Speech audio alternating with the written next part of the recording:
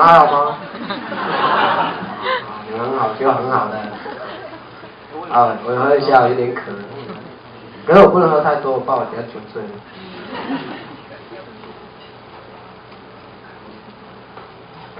当然，刚才讲到图腾，算真是很神奇的一个记忆。就是我这图腾乐团，我们团也刚好就4个都原住民，然后还留了一个平地的保障名额，很妙的一个乐团呢。就是你说它是全部都是原住民乐团，也不是啊。就是而且大家也都不同族啊。就觉得那时候觉得，台湾小小什么怎样的人都有这样。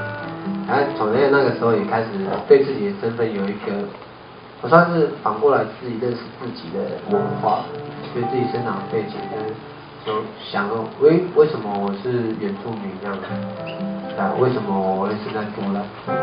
没有为什么啊，生出来就是原住民，我没办法选择嘛，就是我妈妈就把我生下来，怎么办？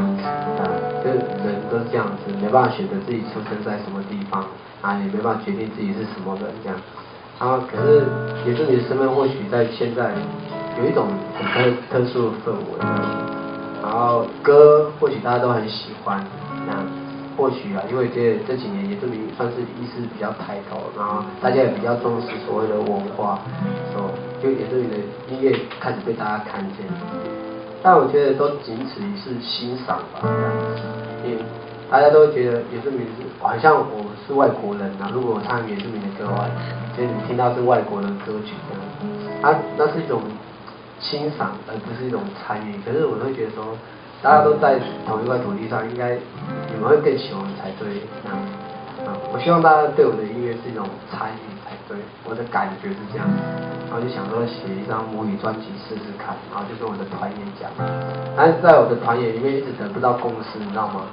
就是我是阿美族的他是卑南族，卑南族又是阿美族的丝绸，排湾族又是贵族，那你知道所谓的贵族就是看着办不做事，所以排湾族那2个排湾族，然后平地人就好吧，就等这些还那打架，打完之后再来安抚，就没有办法在团员里。